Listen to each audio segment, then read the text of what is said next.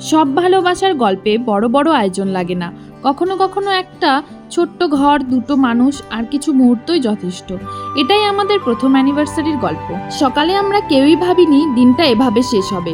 মন্দির থেকে শুরু করে নিজের হাতে রান্না, ছোট্ট সারপ্রাইজ আর কেক কাটার সেই মুহূর্ত, সবকিছুই আজকের এই ভিডিওতে। 7ই জুলাই 2026 আমাদের বিবাহবার্ষিকীর দিন। বিকেলবেলা আমরা হনুমানজির মন্দিরে গিয়ে ভগবানের আশীর্বাদ নিয়েছিলাম। মনটা তখন থেকেই খুব শান্ত আর ভালো লাগায় ভরেছিল। এটা তো তোমাদের আগের ভিডিওতেই দেখিয়েছি। মন্দির থেকে ফেরার সময় ভাবলাম আজকের রাতটা আমাদের মতো করেই একটু সুন্দর করে কাটাবো। তাই বাড়ি ফেরার পথে একটা কেক আর পানির নিয়ে এলাম। বাইরে কোথাও না গিয়ে নিজেদের হাতে রান্না করে নিজেদের মতো করেই দিনটা উদযাপন করার সিদ্ধান্ত নিয়েছিলাম। বাড়ি ফিরে আমরা দুজনেই রান্নার প্রস্তুতি শুরু করে দিলাম। ঠিক করলাম আজকের মেনু হবে ফ্রাইড রাইস আর পনির মশালা। প্রথমে ফ্রাইড রাইসের জন্য গাজর, বিনস আর সবজি কেটে নিলাম।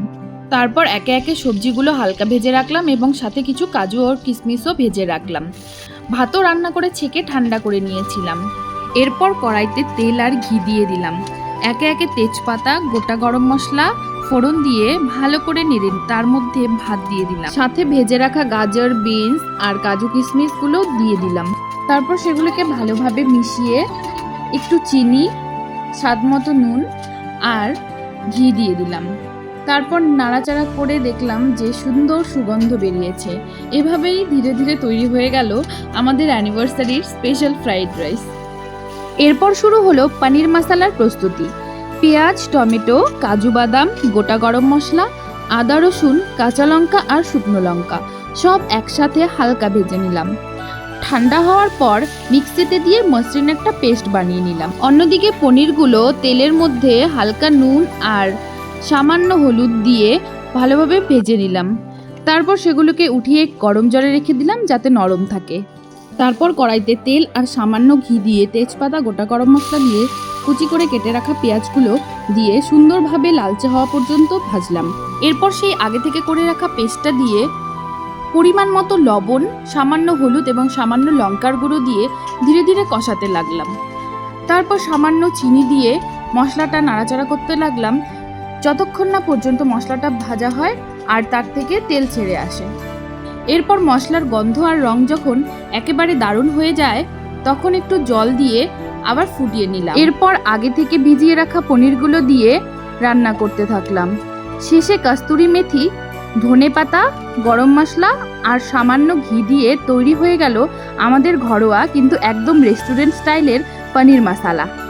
রান্না করতে করতে আমি তো ব্যস্ত ছিলাম, কিন্তু এদিকে বিজয় দেখি চুপচাপ অন্য একটা কাজ করছিল। আমি তো কিছুই জানতাম না। রান্না শেষ হতেই পাশের ঘরে গিয়ে দেখি ঘরটা সুন্দর করে সাজিয়ে ফেলেছে। বেলুন ফুলিয়ে হ্যাপি অ্যানিভার্সারি ব্যানার লাগিয়ে ছোট্ট একটা সুন্দর সারপ্রাইজ তৈরি করে রেখেছে। সত্যি বলতে সেদিন এত গরম ছিল যে খুব বেশি সাজগোজ করার ইচ্ছা বা শক্তিও ছিল না।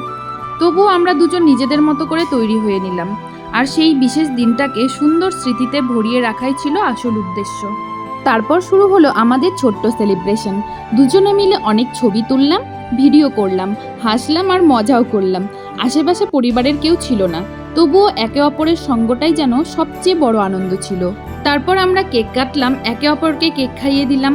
সেই ছোট্ট মুহূর্তগুলোই আমাদের কাছে অনেক বড় সুখের স্মৃতি হয়ে থাকবে। সবশেষে আমরা নিজেদের হাতে রান্না করা ফ্রাইড রাইস আর পনির মশালা দিয়ে ডিনার করলাম। খাওয়া দাওয়া, গল্প আর হাসি আড্ডা করতে করতে যে রাত 12টা পেরিয়ে 1টা বেজে গিয়েছিল টেরই পাইনি। এভাবেই কেটে গেল আমাদের প্রথম বিবাহবার্ষিকীর রাত। আপনাদের যদি আজকের এই ছোট অ্যানিভার্সারি ব্লগটা ভালো লেগে থাকে তাহলে ভিডিওটি অবশ্যই লাইক করবেন, কমেন্ট করে জানাবেন কেমন লাগে। আর আমাদের এমনই ছোট ছোট সুখের মুহূর্তগুলোর সঙ্গী হতে চ্যানেলটা সাবস্ক্রাইব করে পাশে থাকবেন। সবাই ভালো থাকবেন, সুস্থ থাকবেন। আবার দেখা হবে নতুন একটি ভিডিওতে।